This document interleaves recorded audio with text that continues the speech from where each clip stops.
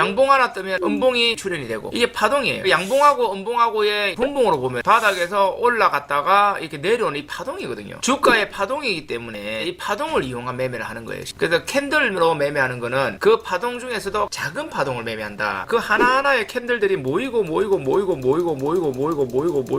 또 모이면은 이게 파동이 되는 거거든요. 근데 요 안에서 이렇게 파동이 되는 거를 우리가 캔들로 매매를 한단 말이에요. 그럼 보통 보면 양봉일 경우에는 뭡니까? 어떻게 해서든 그날 파동이 올라갔다는 거. 음봉이라는 것은 어떻게 해서든 간에 올라갔던 파동이 내려왔다는 거. 그래서 우리가 양봉, 음봉을 이용해서 매매를 할 수가 있는데, 그러면 자 보세요. 이런 파동을 이루었어요. 자세히 보면 양봉, 음봉 섞여가면서 막 이렇게 움직여요. 이렇게 파동이 생긴단 말이에요. 여기서 양봉 2개 나오고 또 음봉 이렇게 나오고 이걸 연결한 게 초록색 파동이에요. 이렇게 나온단 말이에요. 그러면 아까 제가 했죠. 양봉은 어떻게 보면 단기 고점에 잡을 수가 있잖아요, 여러분들. 그래서 양봉에서 매매할 수 있는 건 뭐냐면 단기 고점 뭡니까? 돌파에서 매매하는 거. 그러니까 주가가 이렇게 박스권이 있다가 여기서 매매하는 게 아니라 이 박스권을 아침에 갭으로 뚫든 아니면 어저께 정확하게 작은 언덕 하나 더 만들어 놓고 이 언덕을 뚫으면서 뚫든 전고를 이렇게 강하게 뚫어 올리고 눌러주든 강하게 뚫은 이런 걸 보고 우리가 돌파봉이라는데, 이 돌파의 양봉은 매매 가능해요. 근데 요런 데 뜨는 양봉이잖아요. 이런 돌파에 뜨는 양봉이 아니라 요런 데 뜨는 양봉은 여러분들 매매하면은 아까 말씀드렸지, 이 양봉이 이렇게 형성됐다는 건 뭐라고요? 단기 바닥에서 단기 고점일 확률이 있는 거예요. 근데 돌파가 된 거는 시작이 될 수 있거든요. 추세의 시작. 그래서 우리가 돌파가 되는 봉은 매매 가능은 한데, 일반적인 요런 데 있는 양봉은 여러분들이 기다렸다가 무조건 음봉을 잡아야 돼요. 근데 주가가 이렇게 내려가는 이런 구간에서 음봉을 잡으면 잣대거든요. 그래서 우리가 주가를 잡을 때 어디 잡냐면 큰 파동을 딱 보고요, 요런 데서 우리가 음봉 매매하는 거예요. 224선 기준으로 보면 이렇게 되겠죠. 그러니까 음봉 단기 스윙 자리가 나올 수 있는 거는 하이힐, 256, 공구리, 그 다음에 3번 자리, 3번 자리에 돌파, 눌림, 재돌파 이렇게 있거든요. 그 다 여기에요, 여기. 그러니까 요 자리에서 우리가 음봉 타점을 잡을 수 있어야 돼요. 아시겠어요? 그러니까 방금 제가 하는 거를 이해를 하셔야 돼요. 돌파 매매 실패하시는 분들은 뭐냐면 돌파 양봉이 아니라 차트를 보면 그냥 이런데 그냥 대충 이런데 양봉을 잡는 거거든요. 이런데 양봉. 이런 건 돌파 양봉이 아니에요. 딱 보면 이 매물 있잖아요. 이전에 언덕들을 강하게 돌파하는 매물이 있어요. 요 오늘 같은 경우. 여기의 양봉은요, 돌파 매매가 아니에요. 여기의 양봉이랑 오늘 양봉은 달라요. 오늘 양봉은 이전에 매물을 지금 돌파를 하잖아요. 오늘 매매 가능했어요. 요런 양봉하고 여기랑 다르단 말이에요. 요 양봉은 솔직히 말해서 오늘 단타 다 가능하고 한데, 이 앞전의 양봉들은 항상 보면 이게 단기 고점에서 이 눌림목을 항상 기다려야 됩니다. 양봉이 아니라 음봉 아래 꼬리를 잡아야 돼요. 주가가 밑으로 이런 식으로 음봉으로 쭉 떨어지면 그 아래 꼬리를 딱 잡아가지고 이 아래 꼬리가 쭉 달리면서 이런 식으로 만들 수 있는 이런 캔들이 나올 수 있게끔 그렇게 하는 게 아래 꼬리 매매거든. 그러니까 이런 거 같은 경우도 우리가 매매하는 방법 많습니다. 종가 베팅 방법이 있고, 지지저항으로 이용해가지고 3등분 매매, 세력 캔들 매매 기법이죠. 그 다음날 아래 꼬리 잡는 방법이 있고, 아니면은 여기서 돌파 매매에서 들어가가지고 추가 매수 한번 생각하고 들어갔고 그냥 1차, 2차 하고 시가 손실 잡는 방법이 있고 엄청 많아요. 그래서 여러분들이 음봉 매매 가능한 자리는 물론 이런 것도 음봉이 가능합니다. 이런 자리수로 음봉이 더 가능한 게 맞지만, 우리가 양봉에 대해서는 돌파봉이 아닌 양봉, 요거를 힌트를 잠깐 드리면, 자 보세요. 제가 지표 하나 설정해 볼게요. 기본으로 할게요. 굵게 해볼게요. 잘 보이게. 선이 하나 보이죠? 그러니까 중요한 건 아주 기본적인 지표잖아요. 이걸 지표를 어떻게 활용하느냐, 그게 중요한 건데, 이 선을 종가 기준으로 뚫었냐. 오늘 같은 경우는 이게 뚫었잖아요. 이런 것들은 보통 보면 급등 확률이 높아요. 이런 자리들은 추세가 바뀌는 거예요. 안착이 됐기 때문에. 이 자리는 그래 터지면 터지 좋은데, 급등주 보면 이렇게 뚫어 올려요. 뚫어 올린 상태에서 이게 전고를 뚫으면서 이런 양봉이 출현을 하는데 항상 이렇게 뚫어 올려요. 이런 종목을 밑목을 잡든 바로 잡아갖고 어떻게 하든 확장이 됐다가 수렴을 갖추고 뚫어져요. 그러니까 이거 수치를 조정해보면 좋은 파동이 나오겠죠? 자 봐봐요. 이거 수치를 조정 안 한 겁니다. 안 한 건데도 원리는 뭔지 알겠죠? 확장과 수렴된 데서 밑으로 뚫으면 급락이고 위로 뚫으면 급등이에요. 이거 밑으로 뚫습니다. 보시면 이렇게 수렴된데 이게 밑으로 뚫어요. 위로 뚫는 게 아니라 밑으로 뚫어요. 급락이 나오는 경우가 많이 있어요. 이게 밑으로 뚫는단 말이에요. 무슨 말 이해되시죠? 그래서 우리가 음봉 매매를 할 때는 여기서 이 볼린저가 중요한 게 아니고, 이 볼린저들의 기능을 보완해놓은 게, 왜냐면 가짜 힙소들이 많잖아요. 힙소를 보완해놓은 게 공구리 지표나 이런 거고, 그래서 볼린저는 저희가 눌림목 잡을 때만 씁니다. 제가 그 구름대를 같이 보라 그랬죠. 그래서 간단합니다. 224일선을 기준으로 딱 잡고요. 파동이에요. 둘 중에 하나만 잡아도 솔직히 되긴 돼요. 되긴 되는데, 이게 일목균형표의 구름대를 제가 표시를 한 겁니다. 그럼 파동이 이 앞전에부터 보면 이렇게 올라갔다가 이렇게 내려옵니다. 막 이런 식으로 파동이 움직여요. 이렇게 가는 거거든요. 근데 여러분들이 이제 단기 음봉 매매를 할 것 같으면, 자 1번하고 또 어차피 밥그릇이네, 그지? 역시 밥그릇이야. 우리가 음봉 매매를 할 때요, 눌림목 매매를 할 때는 그냥 3번에서 해라. 결국은 이거네. 그냥 설명을 해도 그냥 결과는 저거예요. 그러니까 쉽게 설명하면, 구름대를 강력하게 각도로 해서 올린 다음에 나오는 음봉 아래 꼬리 매매하는 방법이 있고, 이렇게 양봉 돌파하는 매매 방법이 있는데, 이 구름대 밑에서는 하지 마라 이 말이에요. 주식 고수들의 고급 기법 정보를 한눈에 보고 싶다면 네이버에서 검색창에서 주식달인연합을 검색하세요. 시총이 1조 원이 넘어가는 종목을 하시는 분들 있어요. 우량주죠. 근데 이 우량주 매매는 저는 무조건 음봉에 잡아야 돼요. 특별하게 추세를 강력하게 뚫는 양봉 아니면은 무조건 음봉에 잡는 게 좋아요. 그런 양봉이 떴다 하더라도, 이런 양봉이 떴다 하더라도 기다렸다가 위에서 조정받더라도 음봉일 때 잡아요. 항상. 왜 그런지 아세요? 우량주들은 무조건 공매도가 들어와요. 우량주들은 그래서 만약에 상방으로 강하게 올라간다 하더라도 5%의 상승이 나왔다면 3%는 빠져요. 그러니까 우량주를 만약에 장대 양봉에 잡으면 높은 확률로 일단 마이너스 3% 맞고 시작합니다. 근데 우량주들은 올라가는 양봉의 힘과 내려가는 이 음봉의 힘을 비교를 합니다. 예를 들어서 어저께 이만큼 올라갔는데 오늘 이만큼 내려갔어요. 이 말은 뭐예요? 똑같다는 거예요. 매수세와 매도세의 힘이. 그런데 어저께 저만큼 올라갔는데 오늘 요만큼만 내려오고 이틀 동안 요만큼만 내려왔어요. 한 3일 지나면 요만큼 내려와. 이 말은 뭐예요? 올라가는 힘은 강한데 내려가고자 힘은 약한 거예요. 그러니까 올라가서 내려가는 건 당연해요. 왜? 여기서 올라갔기 때문에 공매도 플러스 수익 실현 이 힘이 있는데 올라갔는데 공매도 힘이 올리는 힘보다 약해. 공매도 계속 때리진 않거든요. 그럼 어떻게 돼요? 공매도가 줄어드는 시점이나 수익 실현 물량이 줄어드는 시점에 오면 어떻게 됩니까? 이렇게 차트가 돌아가는 거예요. 돌아가기 시작하면 어떻게 돼요? 이 공매도 세들 아차 싶어갖고 쇼커버링 나오고 플러스 바닥에서 잡았던 사람들의 매도하려고 하는 심리를 가진 그런 물량들이 도화가 되고 나면 이렇게 가는 거거든요. 그 우량주 같은 경우는 이 장대양부터 캔들의 절반 정도에 잡는 게 제일 좋아요. 우량주의 장대양 보면 한 3에서 5% 정도? 초우량주 1조 넘어가는 것들 1조 원 근접에 있는 건 한 10% 이렇게 보시면 되고 삼성전자나 이런 거는 한 3%짜리 보시면 되고 그러니까 우량주 같은 경우는 이 잡는데 중요한 게